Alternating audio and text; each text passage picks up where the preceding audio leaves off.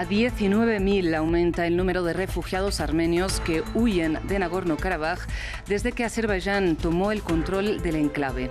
Estados Unidos anunció 11 millones de dólares de ayuda humanitaria para los refugiados. En España, el líder conservador del Partido Popular se somete a una sesión de investidura en el Congreso. Alberto Núñez Feijóo fue el candidato más votado en las elecciones de julio, pero no cuenta con los apoyos necesarios para lograr la mayoría en el Parlamento. Tenemos reporte desde Madrid. La policía de Nueva York detiene a una tercera persona en relación con la muerte de un bebé de 1 año por intoxicación al haber estado expuesto a fentanilo. La droga sintética estaba almacenada en una guardería del Bronx. Buenos días, bienvenidos a las noticias de France 24 en español. Soy Rosa Pérez Masdeu y es para mí un gusto acompañarlos. Iniciamos este informativo en la frontera entre Armenia y Azerbaiyán. Y es que a 19.000 aumentó la cifra de personas que huyen del conflicto en Nagorno-Karabaj desde que el gobierno azerí tomó el control del enclave separatista la semana pasada. Un equipo de France 24 visitó el puesto fronterizo de Korsnidor para constatar la situación humanitaria y nos trae el siguiente informe. En la frontera entre Armenia y Azerbaiyán, los autos y camiones llegan uno tras otro, repletas de familias desplazadas que huyen de Nagorno-Karabaj, al igual que la mayoría de la población de la región. La gente en la frontera espera ansiosamente la llegada de sus familiares. ¿Cómo podemos regresar? Nuestro Karabaj ya no existirá. No hay ayuda de ningún país. Ningún país intercede por nosotros. Agotados tras el viaje, se registran en la Cruz Roja dentro de estas tiendas. Se les proporciona comida y bebida y luego se dirigen a las ciudades de la región, como Goris, que está a solo 25 kilómetros de distancia. Esta ciudad ha acogido a miles de refugiados. El teatro local se utiliza como refugio temporal, pero Goris es solo un punto de tránsito. Muchos están perdidos, sin saber a dónde ir, todavía en estado de shock y lamentando lo que dejaron atrás. Llevamos a nuestros hijos y dejamos nuestros hogares para venir aquí, en busca de un refugio, un nuevo hogar.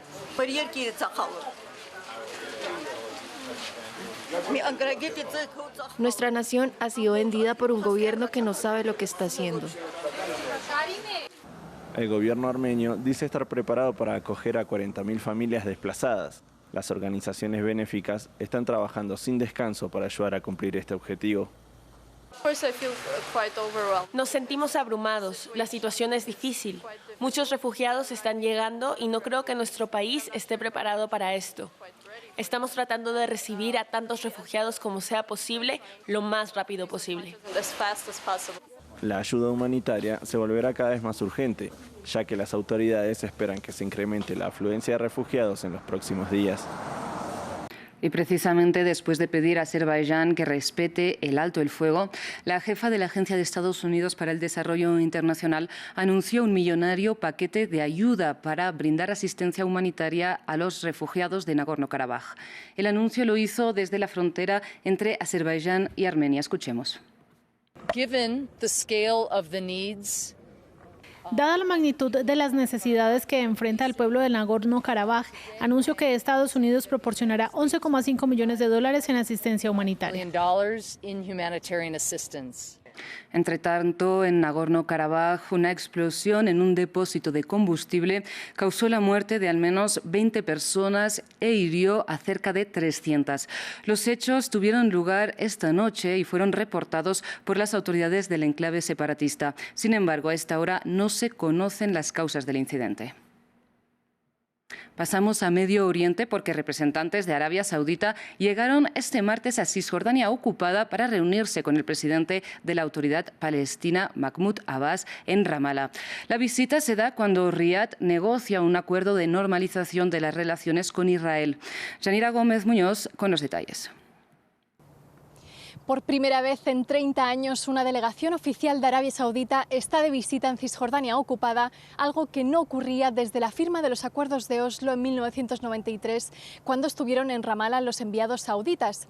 A la cabeza de la representación está Nayef al-Sudairi, primo del príncipe heredero Mohammed bin Salman y considerado cercano a la familia real.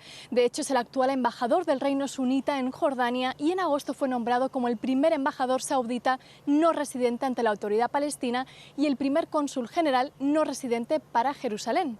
Durante esta inédita visita de 2 días, al-Sudairi se reunirá con el presidente de la autoridad palestina, Mahmoud Abbas, para presentarle sus credenciales, un acto formal tras el cual se espera que discutan 2 temas cruciales. Por un lado, la reanudación del apoyo financiero a la autoridad palestina, congelada desde el 2016 por sospechas de corrupción, y por otro, los avances en las negociaciones de normalización entre Arabia Saudita e Israel, quienes han dado a entender que un acuerdo está cada día más cerca. Aunque Riad ha abandonado su histórica postura de reclamar la creación de un Estado palestino para reconocer a Israel, sí ha trascendido que busca que Israel brinde concesiones a los palestinos para cerrar cualquier trato. Del mismo modo, la autoridad palestina parece dispuesta a evitar un boicot e intentar obtener algo a cambio de este establecimiento de relaciones israelíes sauditas, a diferencia de sus anteriores críticas hacia los acuerdos de Abraham entre Israel y varias naciones árabes. Habrá que ver cuánto está dispuesto a pedir Arabia Saudita en nombre de la causa palestina, mientras que ministros del gobierno israelí de extrema derecha ya han dicho que se oponen a hacer concesiones a los palestinos. En otras noticias, España avanza con el protocolo postelectoral, pero sin certezas sobre la formación de un nuevo gobierno fruto de las elecciones generales del pasado julio. Y desde hoy se somete a una primera sesión de investidura en el Congreso el que fue el candidato más votado, el líder del Partido Popular, el conservador Alberto Núñez Feijóo. Previamente, nuestra corresponsal en Madrid, Marina Colorado, nos explicó qué sucede si Feijóo no logra los apoyos del Congreso en las 2 oportunidades que tiene para lograrlos. Sí, si en ninguna votación sale exitosa esta investidura de Feijóo, sería el rey Felipe VI quien designe a un nuevo candidato que a todas las luces tiene que ser seguramente Pedro Sánchez. Desde el día después de las elecciones del 23 de julio, Pedro Sánchez ha estado en negociaciones bajo un fuerte hermetismo, tanto con los nacionalistas vascos como con los independentistas y nacionalistas catalanes, al igual que lo ha estado la vicepresidenta segunda, Yolanda Díaz, de la líder ahora de la progresista coalición Sumar, que recordemos se reunió con Carles Puigdemont incluso en Bruselas. Los apoyos de los vascos con sus 11 escaños están prácticamente asegurados, pero lo difícil está en conseguir los 14 apoyos de los 2 partidos independentistas catalanes, Esquerra Republicana y Junts per Catalunya, cuyas exigencias son, entre otras, la amnistía. Una amnistía que el Partido Socialista quiere incluir dentro del marco de la Constitución, algo que difiere mucho, dependiendo de a quién le preguntes, de si es algo constitucional o no. Estos votos que conseguiría Pedro Sánchez con los apoyos nacionalistas vascos y catalanes serían suficientes para la investidura, pero no se asegura que pueda tener un gobierno que mantenga una legislatura estable y duradera. Cambiamos de información porque hoy, 26 de septiembre, se cumplen 9 años de la desaparición forzosa de los 43 normalistas de Ayotzinapa. Y el caso, calificado de crimen de Estado, sigue lleno de interrogantes. A día de hoy, las familias siguen exigiendo justicia. Marta Moya nos amplía. 9 años y 43 interrogantes. Uno por cada estudiante de Ayotzinapa desaparecido de manera forzosa en la madrugada del 26 al 27 de septiembre de 2014 y de los que no ha habido respuestas. Por eso yo le decía hace rato que las pruebas que pueda hacer el gobierno del Estado no va a ser confiable para nosotros. El gobierno mexicano, liderado por Andrés Manuel López Obrador, se propuso avanzar con la investigación y dar consuelo a las familias de los alumnos de la escuela rural en Iguala, en el estado de Guerrero, en el suroeste del país. Sobre un episodio de violencia en el que se registraron además 9 asesinatos y más de 20 heridos. Desde entonces, madres y padres de los desaparecidos tienen el objetivo de encontrar documentos de inteligencia militar que aporten información relevante para el esclarecimiento del caso. Pero el gobierno afirma que esos documentos no existen. Prevalezca las demandas legítimas de los padres, las madres por la verdad, la justicia, la presentación de sus hijos por encima de la provocación, que la provocación no sea el signo de estas luchas legítimas. El caso de Ayotzinapa fue catalogado como un crimen de Estado por parte de la comisión independiente que se configuró para liderar las pesquisas. Incluso el exprocurador general de la República, Jesús Murillo Caram, lleva más de un año tras las rejas por presuntos casos de tortura, desaparición forzada y delitos contra la administración de la justicia. Se pensaba que quienes cometían delitos en nombre del Estado gozaban de impunidad y eso ya se terminó. Los expertos de la Comisión Interamericana para los Derechos Humanos presentaron el pasado julio su informe aportando las inconsistencias y mentiras de las Fuerzas Armadas mexicanas sobre este crimen y también el fin de su trabajo en el terreno. Mientras tanto, las familias siguen clamando justicia. Nosotros como madres, padres, queremos saber dónde están nuestros hijos. Yo creo que toda persona que tiene un hijo desaparecido quiere saber dónde está. Pero tras 9 años, la lucha continúa en medio de numerosas preguntas todavía por responder. En Estados Unidos, una tercera persona ha sido arrestada tras la muerte de un bebé de 1 año la semana pasada que había sido expuesto a fentanilo que estaba almacenado en una guardería de Nueva York.